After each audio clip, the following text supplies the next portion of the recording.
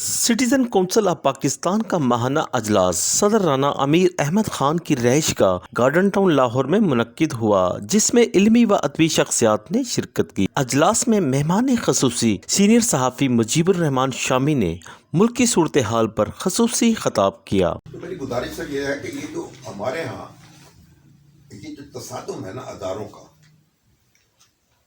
और तजावुज़ जो है, ये हमारे इब्तदाई दौर में ही शुरू हुए। सिविल सर्विस अब पहले आई, दखील हुई, और उसके बाद जो फौजी ब्यूरोक्रेसी थी वो आ गई, क्योंकि ताकत डंडा उनके पास था। अब तो सियासत हमारी, उसके बाद हमने ये जो तसादुम है हमारा और ये कशमकश है, ये आज तक जारी है। और ईस्ट पाकिस्तान हमसे अलग हो गया, बांग्लादेश बन गया, बाकी डिटेल में नहीं जाना चाहता उसकी। बांग्लादेश में भी ये तसादुम जारी है, यानी उनके हमारे कोई जनता डीएनए में कोई ऐसी चीज है, वहां से वो तो हमसे भी 4 हाथ आगे निकल गए। हमारे यहाँ तो, उनके यहाँ तो एक जिस तरीके से मामला होता है आप सारे जानते हैं उसको। हमारे यहाँ ये जो अब पाकिस्तान जो है वो दुनिया का वाहिद मुल्क है जिसमें ये जो तसादुम जो है ना अदारों का, वो एक मुसलसल जारी रहता है। हम दुनिया में कहीं भी जाते हैं और जब वहाँ बैठते हैं, गुफ्तगू होती, कहीं भी ये सवाल देर बहस नहीं होता कि हुकूमत का क्या बनेगा। कहाँ कोई डिक्टेटरशिप है या प्रेसिडेंशियल फॉर्म है या पार्लियामेंट्री फॉर्म है या कोई बादशाह है, जो भी है, किसी जगह मैंने किसी मुल्क के लोगों को ये बहस नहीं करते पाया कि हमारी हुकूमत का क्या बनेगा। लेकिन पाकिस्तानी जहां इकट्ठे होते हैं लोग, पाकिस्तान के अंदर हो या पाकिस्तान के बाहर, उनका मौजूद यही होता है कि हुकूमत का क्या बनेगा। और अब तो उससे बढ़ के अब आ गया सवाल के मुल्क का क्या बनेगा। अब ये जो तो हमारा बुनियादी मसला, फिर इसके बाद एक और चीज ऐड हो गई। देखिए, जो पाकिस्तान कायम हुआ है, जो भी उस वक्त हालात थे, ट्रांसफर ऑफ पॉपुलेशन जो हुई, वो भी जबरी थी, तो प्लान तो थी नहीं। किसी पाकिस्तान का कोई स्कीम का हिस्सा नहीं था कि लोगों ने हिजरत भी करनी है, यहाँ से हिंदू सिख निकाले जाएंगे, वहाँ से मुसलमान निकाले जाएंगे। लेकिन निकाले गए और एक ऑल टुगेदर एक मंत्र बदल गया। इस सब के बावजूद वो आपके यहाँ उस तसादम की वो दोनों मुल्कों में उस सूरत नहीं हुई जो बाद में पेश हुई। 1965 की जो जंग है, जब हमारे पास कोई थोड़ा असला आ गया और हमने अलायंसेस ज्वाइन कर ली है, ट्रीटी कर ली है, और उसकी वजह से हमारी डिफेंस जो है इसकी भी हो गई, तो 65 में फिर हमने इंडिया के साथ एक जंग का आगाज कर दिया। जो ऑपरेशन जिब्राल्टर शुरू हुआ, इसके बारे में अब तक भी मालूम नहीं हो रहा कि कहाँ शुरू हुआ, कैसे शुरू किया, यूब खान ने किया, भुट्टो ने किया, अख्तर हुसैन मलिक ने किया। उसके नतीजे में 65 की वार हुई, और वो मैं समझता है टर्निंग पॉइंट था जिससे पाकिस्तान के जवान का आगाज होता है 65 से। जो बस 71 उसका नतीजा है, तो उस बाद जो पाकिस्तान तकसीम हुआ। तो पाकिस्तान का जो बुनियादी मसला है वो है कि इसका जो ये इसकी जो लीडरशिप है पॉलिटिकल, ये किसी कायदे करीने पे एग्री नहीं करती और एक दूसरे से तसाद जारी रहता है। और अब वो बढ़ गया है, अब ये तसाद अदारों तक पहुंचा है, क्योंकि बहुत ज़्यादा इंटरवेंशन जो हुई है मेरी फौज की, और बहुत ज़्यादा इन्वॉल्वमेंट हो गई है अब, जो पहले तस्वुर नहीं था। इवन मार्शल लॉज में भी उतनी उतनी इन्वॉल्वमेंट नहीं हुई थी फौज की जितनी अब हो गई है। अब फौज के खिलाफ फौज भी एक फरीक बन चुकी है। तो मेरा ख्याल पाकिस्तान का जो मुस्तकबिल है वो इस बात से वाबस्ता है कि हम इन सारी चीज़ों को, हम अपनी जो ये हुक्मरान अलीट है उस पर प्रेशर बनाएं, उस पर उसको दबाव डालें, उस पर कि वो कोई उस पर आ जाए किसी ज़ाब्ते के ऊपर, किसी कायदे के ऊपर। और जिस तरह की नॉर्मल पॉलिटिकल एक्टिविटी दूसरे मुल्कों में होती है उस तरह पाकिस्तान में भी हो। अब इंडिया में भी देखें इसी तरह इंतखाबात होते हैं, इंतखाबी मुहिम चलती है, ज़ोरदार तरीके से एक दूसरे की अजीतैसी होती है, इंतखाब ख़त्म होता है, उसके बाद जीतने वाले जीत गए, हारने वाले हार गए। हमारे यहाँ इंतखाब ख़त्म होता है फिर एक दूसरे हंगामे की तैयारी है। तो ये काम मेरे ख्याल सबकी जिम्मेदारी है कि हम इस मामले में कोई पार्टीशन ना हो या इस मामले में कोई कॉम्प्रोमाइज़ ना करें। और ये मुसलसल ये बात जो है ये जारी रखें कि ये हमारी जो पॉलिटिकल क्लास है ये अपने रवैयों पर नजरसानी करे। पाकिस्तानी कौम जो है कि अब उसके बाद आप देखो, जब एक हमारी अपनी सूरत हाल देख लें कि अब हम अभी हमारे प्राइम मिनिस्टर ने ये कहा कि अगर हम इंडिया से आगे ना निकल जाएं तो मेरा नाम जो है शहबाज हो। बड़ी अच्छी बात है, बड़ा अच्छा जज्बा है, निकलना भी चाहिए आगे। और निकले हम कई एक अर्सा तक तो आगे रहे हैं ना, इकोनॉमी के अंदर भी, उसके अंदर। लेकिन अच्छा ग्रोथ रेट भी हमारा ज़्यादा रहा है इंडिया से, जो इब्तदाई 2-2.5 जो दहाइयाँ हैं उसके अंदर। लेकिन अब सवाल ये होगा, आप एजुकेशन जो है हम मेरा ख्याल 1.5% खर्च कर रहे हैं GDP का, इंडिया 7% है। इस तरह से आप देखें टैक्स टू GDP रेशो क्या है, हेल्थ पे एक्सपेंडिचर क्या है, तो मुकाबला तो पर यह होना चाहिए ना। अगर इन शोबों में हम इन्वेस्ट नहीं कर पाते तो फिर हमारे लिए तो फिर कोई अच्छी खबर नहीं होगी। हमारे 2.5 करोड़ बच्चे जो हैं अभी बाहर हैं स्कूलों से, और इंडिया जो है 1 अरब 40 करोड़ का मुल्क है, उसका कुछ तकरीबन 1.5 करोड़ बच्चे हैं जो आउट ऑफ स्कूल। हम 25-26 करोड़ है हमारा, और 2.5 करोड़ बच्चा जो है वो बाहर। आप देखें स्कूलों में क्या हो रहा है ये तो अलग बहस है, जो लेकिन ये जो स्कूलों से बाहर है वो गलत मामला।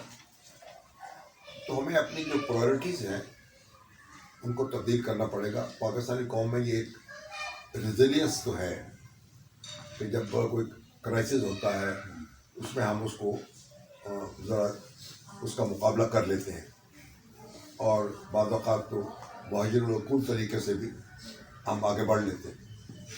लेकिन जब वो क्राइसिस ओवर होता है तो फिर हम हाथ पाँव छोड़ के बैठ जाते हैं।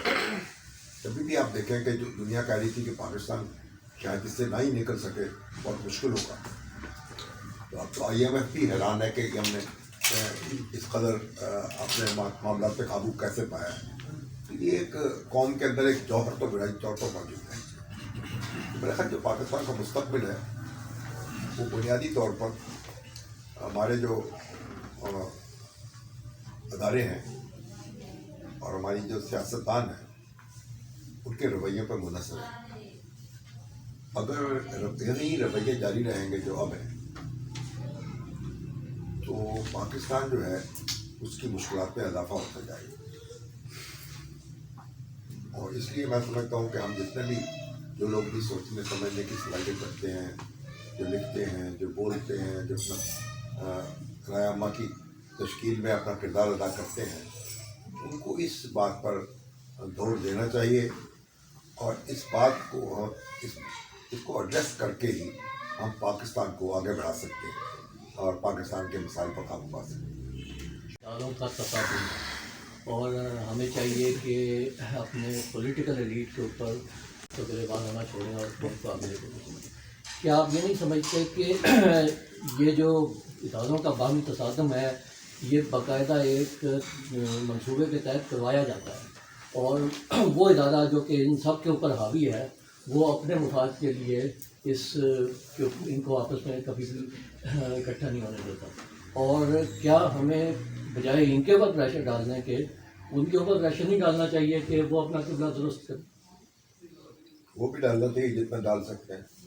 ظاہر دیکھیے کسی بھی چیز کا مسئلے کا جب تک ہم بنیادی اس کی وجہ نہیں تلاش کر لیتے تب تک ہماری کوششیں جو ہیں اس کے حل کے لیے کبھی کارگر ثابت نہیں ہوتی. تو اگر ہم اسی طرف بھاگتے رہیں گے کہ جی کہیں اور مسائل کا حل ڈھونڈتے رہیں گے تو شاید ہم اس نتیجے تک نہ پہنچ سکے جو ہم چاہتے ہیں.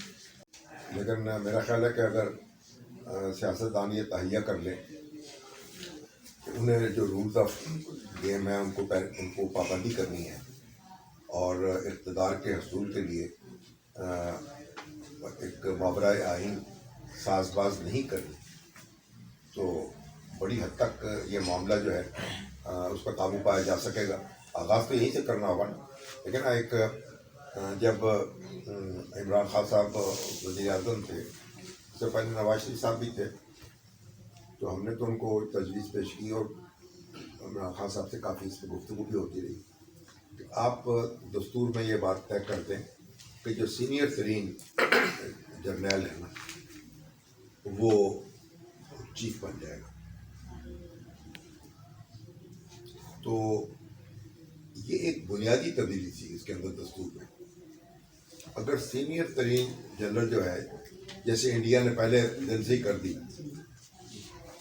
کہ تو یہ کشمکش جو ہے وہاں ختم ہو جاتی اور یعنی بنیاد اصلاحات جو تھی اس کا آغاز ہو جاتا.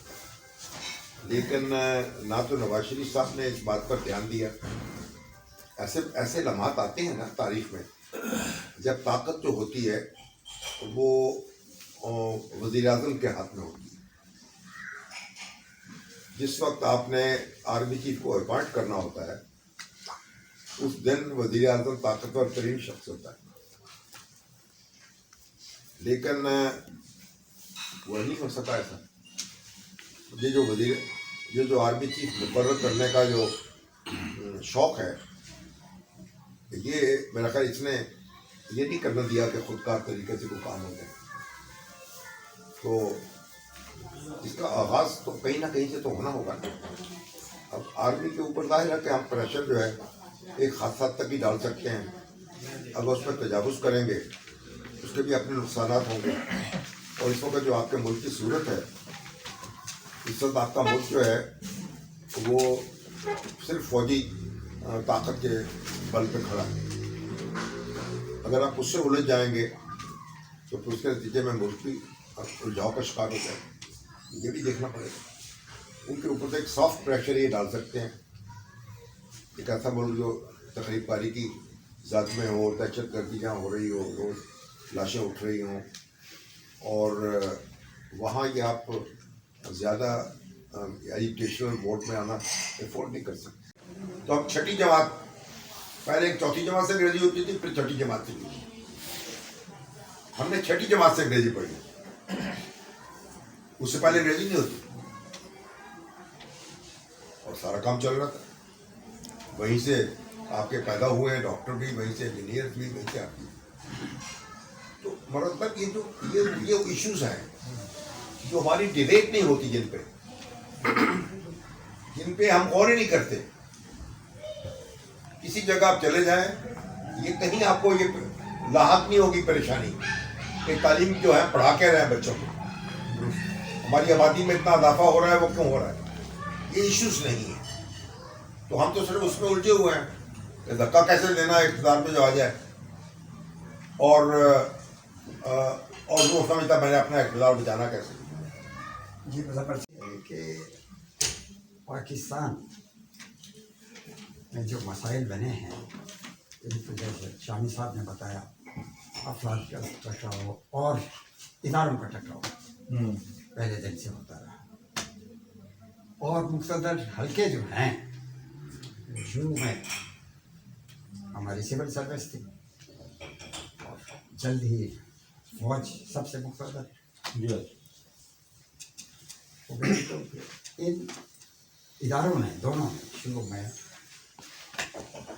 सिविल इंतजामिया ने और बाद में फौज ने बराबर मुल्की निज़ाम में जो है उसे मुस्तहकम नहीं होने थे। अपनी मर्ज़ी कि हमारी मर्ज़ी के मुताबिक जो है वज़ीर आज़म आए, हमारी नहीं, और जिसको हम नहीं चाहेंगे वो नहीं बनेगा। ये एक रवश, ये आइन और कानून के ख़िलाफ़ इस मुल्क का निज़ाम चलता रहा। और दुनिया में कहीं भी जब तक आइन और कानून के मुताबिक काम ना चलाया जाए, कभी वो मुल्क आगे नहीं बढ़ सकता। पहले 20-22 साल हमारे बहुत तरक्की हुई है। जिनको हम कहते हैं कि भाई नौज़ायदा मुल्क था, मसाइल भी का भी अंबार था बहुत, मुहाजिरीन के बड़े मसाइल थे, उनकी आबादकारी थी, फिर कश्मीर जंग इंडिया ने जो मुसन्नत कर, बहुत सारे मसाइल थे। लेकिन उन मसाइल से ख्वाजा लियाकत अली ख़ान की हुकूमत तक बहुत बखूबी निपटा जा रहा था। और लेकिन जिस तरह से उनको शहीद किया गया, उसमें भी लोग उंगलियां उठाते हैं मुक़्तदर हल्क में।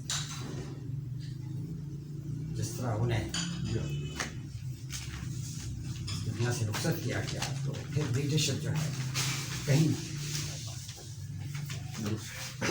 इसके बावजूद मुल्क जो है क्यों तरक्की करता रहा? इसलिए हालांकि पहले 10 साल अयूब खान से पहले वो भी इक़्तिदार का खेल ज़रूर जारी रहा, वज़ीर आज़म तब्दील होते रहे, किए गए, होते नहीं गए, किए गए। और आइन जो बन गया था, आखिरी रीडिंग बाकी थी, जिस तरह से उसको कॉन्स्टिट्यूंसी असेंबली को तोड़ा गया, और एक सिविल सर्वेंट यानी फॉरेन सर्विस के अमेरिका से बुला के, अपने हमारे सफ़ीर थे उनको बुला के वज़ीर आज़म बनाया गया ख्वाजा नाज़मुद्दीन की जगह। बहुत ये बानियानी पाकिस्तान की विजन के ख़िलाफ़ यहाँ काम होता रहा। तो कानून ने सिर्फ इक़्तिदार का खेल खेला है। इसके बावजूद क्यों तरक्की हुई पहले 20-22 साल? मैं समझता हूँ सारा जो हमारा जवाल शुरू हुआ है वो भुट्टो और याह्या खान, इनका जो गठजोड़ था 70 के बाद, यहाँ इस मुल्क को जो है मुलाक़ किया गया, इक़्तिदार के लिए किया गया। बंगाली भाइयों को इक़्तिदार नहीं है, हमारे ये हुक्मरान देना चाहते थे, और ये पुलिस तोड़ा गया। तरक्की क्यों होती रही? कि आपने इंडिया के साथ पानी का माहिदा, इससे बेहतर माहिदा हो सकता था, माहिदा किया, और आपने 8 नहरें बनाई और हेडवर्क्स बनाए सारे, जो इंडिया के पास रह गए थे दरियाओं के हवाले, और सस्ती बिजली बनाई आप, डैम बना के, मंगला डैम और तलबेरा डैम बना के आपने, और वार्षिक डैम जो है वो 1955-56 में बन गया। यानी जो पहले हमारे कायदे आज़म के जो तीसरे दर्जे के साथी थे वो बेहतर काम कर रहे थे, उनको तो डिस्टर्ब किया गया। बिल्कुल, वो वार्षिक से सबसे पहले पानी, सस्ती बिजली शुरू हुई, और पहला 5 साल मनसूबा 55 से 60 वो उन्हीं हुक्मरानों ने बनाया था, कायदे आज़म के तीसरे दर्जे के, मैं समझता हूँ। और फिर फिरोज़ खान ने आपको जो बंदरगाह भी लेके दी, गवादर वाला खरीद के दिया, उसके लिए बहुत उनकी बेगम का बड़ा रोल था। फिरोज़ बहुत ब्रिटिश से नेगोशिएट करके और उन पर दबाव डाला गया और वो खरीदा गया। फिर फौजी हुकूमत आई है अयूब खान की, चूँकि वो सस्ती बिजली बना रही थी और वो सस्ती बिजली से बेहद इंडस्ट्री लगी और हमारी सस्ती लेबर पहले ही सस्ती थी हमारे यहाँ,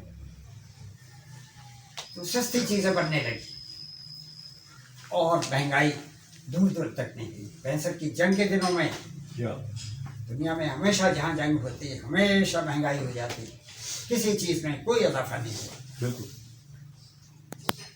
एक चीनी 4 आने या 8 आने महंगी हुई थी, 2 आने, उस पे सियासतदानों ने जो है अयूब खान की टांग खींचने के लिए बहुत बड़ी तहरीक बनाई और वही हुक्मरान जो अयूब खान को नीचे गिराया उन्होंने तहरीक चला के, वो याया के साथ हो गए, उसके मार्शल्ला के साथ हो गए। अयूबी मार्शल्ला की तो वो कोई बुरी भली जमहूरी हुकूमत थी, 1962 का एक आइन था, मुतालबा होता कि इलेक्शन करवाएं।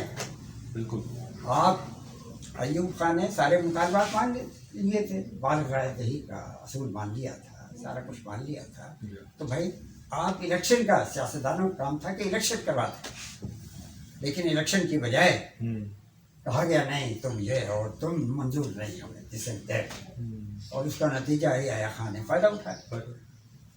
और भुट्टो साहब तो जब से निकाले गए थे वजारत खारजा से, तब से वो अयूब खान कमज़ोर करने में लगे हुए थे।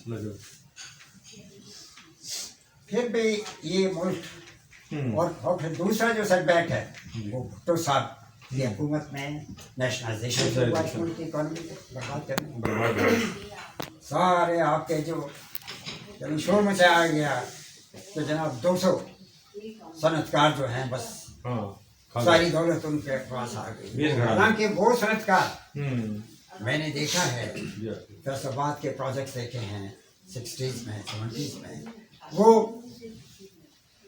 भाई वहाँ तो कॉलोनियाँ घर बना के दिए गए थे कारकुनों, उनकी तालीम के लिए स्कूल बना के दिए गए थे, उनको वहीं बेहतर निज़ाम था जो हमारे वो सनतकार जो है लोगों को फ़ायदा पहुँचा रहे थे, उनकी दौलत में इजाफा कर रहे थे, और फिर आखिर उन्होंने बाहर जाकर सनतें लगाई।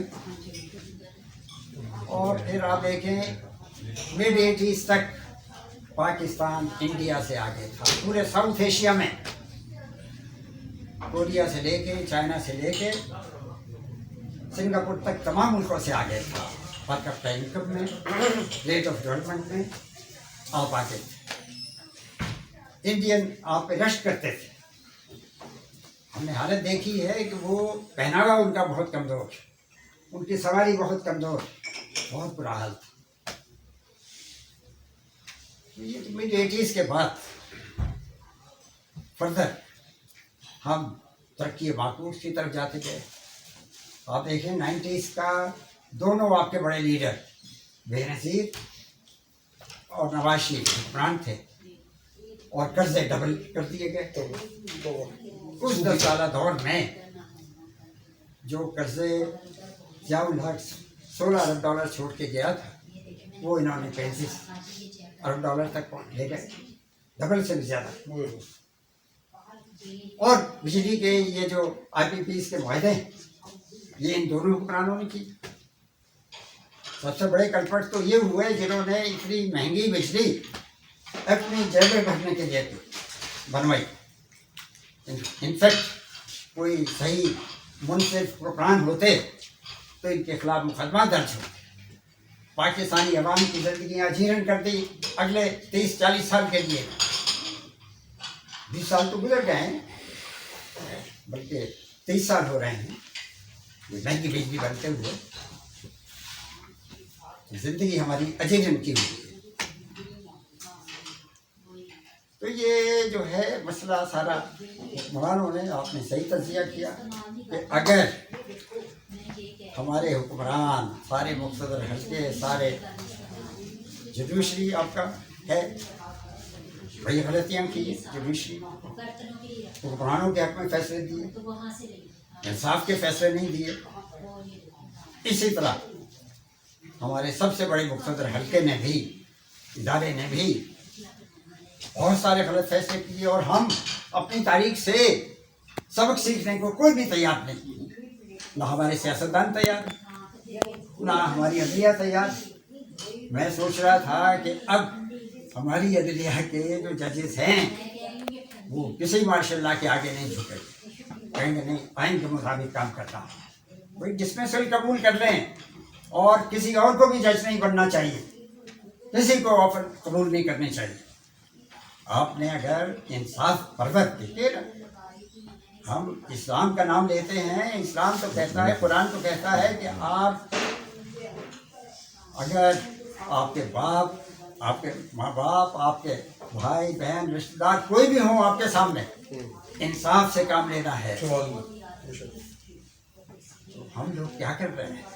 ہمارے سارے ادارے، سارے حکمران بالکل مٹی کے بادو نظر آتے ہیں، بہت چھوٹے لوگ نظر آتے ہیں، سچی بات ہے، کیونکہ یہ کرسی کے لیے ہمیشہ آپ پھسل گئے، ہمیشہ اصولوں کو چھوڑ دیا، آئین کو چھوڑ دیا، قانون کو چھوڑ دیا، تو آپ کیسے ملک کو آگے لے کے جائیں؟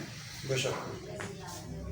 تو اللہ تعالیٰ ہمارے حال پہ رحم کرے۔ آمین، میں تو آمین۔ یہ کہتا ہوں کہ بھائی کوئی وکیلوں کو، صحافیوں کو اور جو اچھے سیاستدان اس ملک کی بھلائی چاہتے ہیں، سب کو مل کے، اور فوج کو جو ہے اس کے ساتھ بیٹھنا چاہیے، عدلیہ کو بیٹھنا چاہیے، بیٹھ کے انشاءاللہ۔ کوئی جو ہے ملک کی سلامتی اور ملک کی ترقی کا کوئی جو ہے راستہ بنانا چاہیے، انشاءاللہ۔ آگے بڑھنے کا راستہ۔ اس کے بغیر جو ہے ہمیں اور امید رکھنی چاہیے، کوئی صورت بنے گی انشاءاللہ، انشاءاللہ۔ ہمیں اس کے لیے کوشش کاوش کرتے رہنے چاہیے۔ ہم بالکل ہم نان پارٹیزن ہیں، کسی سیاسی جماعت سے کوئی تعلق نہیں،